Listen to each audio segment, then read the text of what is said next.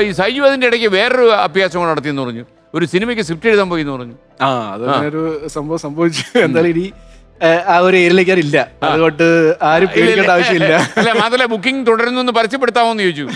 അല്ല, നല്ല തിരക്കഥകൾ ആവശ്യം വരുമ്പോൾ സമീപിക്കുക. ഒരിക്കലും ഇല്ല, അതൊക്കെ ബുദ്ധിയുള്ള ആൾക്കാരും ക്രിയേറ്റീവ് ആയിട്ടുള്ള ആൾക്കാരും. ഒരു മേഖലയും കൂടി ഇനി കൈവയ്ക്കാനുള്ളൂ, പ്രൊഡക്ഷൻ കൺട്രോൾ. അതും കൂടെ നന്ദു പൊതുവാളിന് വെല്ലുവിളി ഉയർത്താം. അത് വേണം എപ്പോഴും ചെയ്യാം. അല്ല, അത് ആക്ച്വലി ഇപ്പം പ്രൊഡ്യൂസറായിട്ട് ആ പരിപാടി ഉണ്ട്. ചില കോർഡിനേഷൻസ് എക്സാക്ട്ലി അതല്ലേ റോള്, ഒരു വലിയ പ്രൊഡക്ഷൻ കൺട്രോളർ. അതെ അതെ, അത് ഇവരുടെ കൺട്രോൾ വിട്ടുപോകുമ്പോ അല്ലേ അതെ അതെ ബിഗ് കൺട്രോളർ വേണം. ഇപ്പൊ LED നോക്കിയാലോ ചെറിയൊരു പടം കാണിച്ചു തരാം. സജുവിന് ഓർമ്മകൾ തത്തി കളിക്കാൻ സാധ്യതയുണ്ട്. ഇത് എവിടെ നിന്നുള്ള പടമാണ്? ഇത് കാംഠി എന്ന് പറഞ്ഞ നാഗ്പൂറുള്ള ഒരു സ്ഥലമാണ്. അത് നമ്മുടെ മലയാളി ഫാമിലി ഫ്രണ്ട്സിന്റെ മക്കളാണ്. ശരത്ത്, പിന്നെ ഞാൻ, പിന്നെ സണ്ണി. ഇതില് സൈജു കുറുപ്പ് രണ്ടാമത് നിൽക്കുന്ന ആളാണ്. രണ്ടാമത് നിൽക്കുന്നത്. അതെ, സന്തോഷ്. ഇത് എന്റെ ഫാമിലി, ചേച്ചി, അച്ഛൻ. ഭയങ്കര ഗ്ലാമർ ആയിരുന്നല്ലോ കുട്ടിക്കാലത്ത്.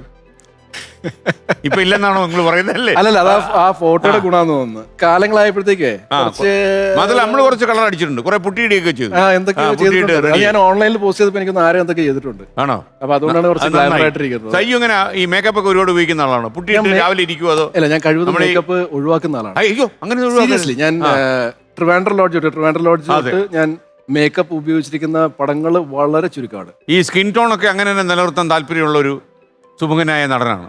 ഇല്ല സർ, അതൊക്കെ എന്താണ്, ഞാൻ ഒന്നും ആക്ച്വലി ചെയ്യാറില്ല. അല്ല, ഈ നമ്മുടെ ആ സ്ട്രഗിൾഡ് പീരീഡ് ഉണ്ടല്ലോ, നമ്മുടെ സറ്റിൽ ആക്ടറിലേക്കുള്ള നമ്മുടെ രൂപപരിണാമം ചെയ്യുന്നതിന് മുമ്പ്, ആ പരിണാമം ഉണ്ടാകുന്നതിന് മുമ്പ് ആ സിനിമ ഇല്ലാതെ നമ്മൾ കുറച്ചു കാലം ഒരു വിശ്രമിച്ചല്ലോ.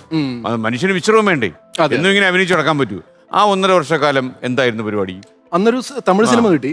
മലയാളം സിനിമകൾ എനിക്ക് കിട്ടിക്കൊണ്ടിരുന്നത് കുറച്ച് അത്രയും കമേഴ്ഷ്യൽ അല്ലാത്ത സിനിമകളൊക്കെ ആയിരുന്നു എനിക്ക് കിട്ടിക്കൊണ്ടിരുന്നത്. പൈശാചിക പ്രശ്നങ്ങളുണ്ടായോ? പൈശാചിക പ്രശ്നങ്ങള് എനിക്ക് അത്ര ഇല്ലായിരുന്നു. വെച്ചാൽ എന്റെ വൈഫ് വർക്കിംഗ് ആയിരുന്നു. അപ്പൊ ആ പ്രശ്നമൊന്നും ഇല്ലായിരുന്നു. നമ്മുടെ വാടക കൊടുക്കലും അതെല്ലാം. കൃഷ്ണദാസ് മുരളി, ബി കെയർഫുൾ, ഭാര്യക്ക് ജോലിയുണ്ട്. കൃഷ്ണദാസിന്റെ ഭാര്യ വർക്ക് ചെയ്യുന്നുണ്ട്. അല്ല, അത് നന്നായി. പുള്ളിക്കും പണിയില്ലാതായ പ്രശ്നമില്ലല്ലോ. ആരെങ്കിലും പ്രൊഡ്യൂസർ ഉടക്കാൻ വന്ന അപ്പൊ പറയാ, ഇങ്ങോട്ട് പറയാലോ പ്രൊഡ്യൂസറെ. ഓക്കെ ഓക്കെ, അത് ഒരു സേഫായ കളിയാ അല്ലേ? ഓക്കെ, അപ്പൊ അതിന് എനിക്കൊന്ന് വൈഫ് ഇപ്പൊ എവിടെയാ വർക്ക് ചെയ്യുന്ന പറഞ്ഞു? അല്ല, ഇപ്പൊ വർക്ക് ചെയ്യുന്നില്ല. ഇല്ല, അതായത് ഇപ്പം എനിക്ക് ഇൻകം ഉള്ള കാരണം വൈഫ് വർക്ക് ചെയ്യുന്നില്ല. എനിക്ക് നമ്മള് ഒരാളെ വർക്ക് ചെയ്യാറുള്ളൂ. അല്ല, ഈ ഭാര്യയുടെ ജോലി കിട്ടുന്ന ശമ്പളം കൊണ്ട് ജീവിക്കാൻ പറ്റൂ? അതിനകത്ത് ഒരു ആഠ്യത്വത്തിന്റെ ഒക്കെ പ്രശ്നം വരില്ലേ? നമുക്ക് പിന്നെ അങ്ങനത്തെ അങ്ങനെ എന്തോ ഒരു കഥയല്ലേ ഒരു ഫാമിലിയില്. അതായത് ഇപ്പം പറഞ്ഞേക്ക ഒരു സംഭവമാണ്. അതൊക്കെ ഉണ്ട്. അതായത് ദുരഭിമാനം ഭയങ്കരമായിട്ട് അഭിമാനമായിട്ട് എടുത്തിട്ട് മൊത്തം സ്വകാര്യമാണ്. അയലോക്കാർ കേട്ട പ്രശ്നമാണ്. അപ്പൊ ഇങ്ങനത്തേക്കുള്ള പ്രശ്നം ഉണ്ടല്ലോ. അല്ല, ചിലടത്ത് ഇത് വലിയ, നാട്ടിലൊക്കെ ഇത് വലിയ വ്യാപകം. നമ്മുടെ ഈ നഗരങ്ങളിൽ ഇതൊന്നും പറഞ്ഞു കേൾക്കുന്നില്ല. നാട്ടുപുറങ്ങളിൽ ഇങ്ങനെയുള്ള ആൾക്കാരുണ്ട്. അപ്പൊ നമുക്കൊരു കാര്യം ചെയ്യാലോ ഷൈജു, ഇനി നമുക്ക് കാര്യത്തിലേക്ക് കടന്നാലോ? നമുക്ക് മത്സരം തുടങ്ങിയാലോ? തീർച്ചയായും. ഭരതനാട്യം കളിക്കുമെന്ന് അറിയാമല്ലോ.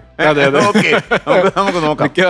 അതെ, സജു എനിക്കൊന്ന് ഒരു സ്ട്രഗിൾഡ് പീരീഡ് സജുവിന് എന്തെങ്കിലുമൊക്കെ ഒരു പാഠം പഠിപ്പിച്ചു കാണുമല്ലോ. ആ പാഠമാണ് ഇനി വേണ്ടത്. പരാജയങ്ങളിൽ നിന്നാണല്ലോ നമ്മൾ എപ്പോഴും നല്ല പാഠങ്ങൾ പഠിക്കുന്നത്. സുഹൃത്തുക്കൾ ഫോൺ എടുക്കുമായിരുന്നു. നാശമൊക്കെ വരുമ്പോ ഈ പലപ്പോഴും കൂട്ടുകാരെ കാണത്തില്ല. ഇല്ല, നമ്മുടെ നല്ല സുഹൃത്തുക്കളൊക്കെ എന്നും ഫോൺ എടുക്കുന്നുണ്ട്. അവരിപ്പം ഞാൻ ഏത് അവസ്ഥയിലായാലും അവരേത് അവസ്ഥയിലായാലും ഞാനും ഫോൺ എടുക്കും. ഞാൻ വിളിച്ചാലും ഒരു ഫോൺ എടുക്കും. അപ്പൊ അതൊന്നും വിഷയമില്ല, പ്രശ്നമല്ല. പക്ഷേ നല്ല സുഹൃത്തുക്കൾ കുറെ ഉണ്ടോ സജുവിന്? ഡെഫിനറ്റ്ലി. എനിക്ക് കൈവിരൽ എണ്ണ എടുക്കാവുന്നവരാണോ? അതോ അസംഖ്യമാണോ? അല്ല, ബെസ്റ്റ് ഫ്രണ്ട് ഒരാളേ ഉള്ളൂ. ബാക്കിയുള്ള രതീഷ് നായർ എന്ന് പറഞ്ഞ എന്റെ ഹൈദരാബാദുള്ള ഒരു സുഹൃത്താണ്. ഞങ്ങൾ ഒരുമിച്ച് നാഗ്പൂരിൽ ജൂനിയർ കോളേജിലുണ്ടായിരുന്നു. ഒരിക്കലും പോലും പിണങ്ങാതെ നടന്ന സൗഹൃദം. അയ്യോ, അവൻ ഭയങ്കര. ഞാൻ ആക്ച്വലി എന്താണ്, നമ്മുടെ അച്ഛനും അമ്മയും വൈഫിനെ മക്കളെ, അതായത് നമ്മുടെ ക്ലോസ് റിലേറ്റീവ്സിനെ നമ്മൾ ഫോർ ഗ്രാൻഡഡ് എടുക്കുമല്ലോ. അത് കുഴപ്പമില്ല, അവർക്കത് കുഴപ്പമില്ല. അങ്ങനെ നമ്മളൊരു വിചാരം ഉണ്ടല്ലോ. അതെ, എന്നുവെച്ചാൽ അവരെന്തായാലും നമ്മുടെ കൂടെ ഉണ്ട്. അപ്പൊ അങ്ങനത്തെ ഒരു ഫ്രണ്ടാ എന്റെ. എന്നെക്കാളും കൂടുതൽ സ്നേഹിക്കുന്നത് രതീഷാന്ന് ചിലപ്പോൾ എനിക്ക് തോന്നിപ്പോ. അതായത് ഒരു എക്സാമ്പിൾ ഞാൻ പറയാം. ലാൽജു സാറിന്റെ മുല്ലലി ഞാൻ അഭിനയിച്ചു. അടുത്തവിടെ ലാൽജു സാർ അനൗൺസ് ചെയ്തപ്പോഴത്തേക്കും ആക്ടേഴ്സിന്റെ പേരിൽ എന്റെ പേരിൽ അവൻ ഓൺലൈൻ അത് വായിച്ചു. പുള്ളി അവൻ എന്നെ വിളിച്ചിട്ട് പറയണേ, അതെന്താ ലാൽജു സാർ അങ്ങനത്തെ പണി ചെയ്തത്, നിന്നെ കാസ്റ്റ് ചെയ്യാത്തത്, നീ മര്യാദക്കാണല്ലോ മുല്ലയിൽ അഭിനയിച്ചത്. ഞാൻ എനിക്ക് പറ്റിയ ക്യാരക്ടർ കാണൂലായിരിക്കും. ഇല്ല, എന്നാലും പുള്ളി അത് മോശം ചെയ്തത്, അങ്ങനെ ചെയ്യാൻ പാടില്ലായിരുന്നു. എന്നിട്ട് ഇതേ ലാൽജു സാറിന്റെ പറഞ്ഞ ഒരു ദിവസം മുന്നേ ലാൽജു സാറായിട്ട് ഞാൻ സംസാരിപ്പിച്ചു രതീഷിനെ.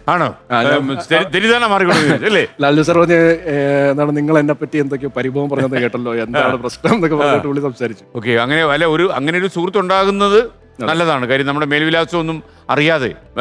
അങ്ങനെയല്ലേ? അപ്പൊ ഈ 1.5 വർഷത്തില് സാർ ചോദിച്ചത് കറക്റ്റാ. എനിക്ക് ഒരു അണ്ടർസ്റ്റാൻഡിങ് ഉണ്ടായി. അതായത് ഹു ആർ ട്രൂ, ആരാണ് സ്യൂഡോ, ഇങ്ങനെയുള്ള ഒരു പരിപാടിയൊക്കെ നമുക്ക് അതിന് മുമ്പേ കിട്ടിയായിരുന്നു. പക്ഷേ മാത്രമല്ല, നമുക്ക് വ്യക്തിപരമായിട്ട് ഈ ചില സമയത്ത് ചില ആൾക്കാരെ വിലയിരുത്താൻ ജീവിതം ചിലപ്പോൾ അവസരം തരും. അപ്പൊ നമുക്ക് മത്സരത്തിലേക്ക് പോയാലോ? അന്ന് നമ്മൾ 1.5 കൊല്ലത്തിനിടയിൽ പഠിച്ച ചില പാഠങ്ങൾ നമുക്കിവിടെ അപ്ലൈ ചെയ്യേണ്ടി വരും. ഓക്കെ. പരാജയത്തിൽ നമ്മൾ ഫിനിക്സ് പക്ഷിയെ പോലെ പറക്കാൻ, സോ കൻ ബി കെയർഫുൾ. ചില ചോദ്യങ്ങളൊക്കെ വരാൻ പോകുന്നു.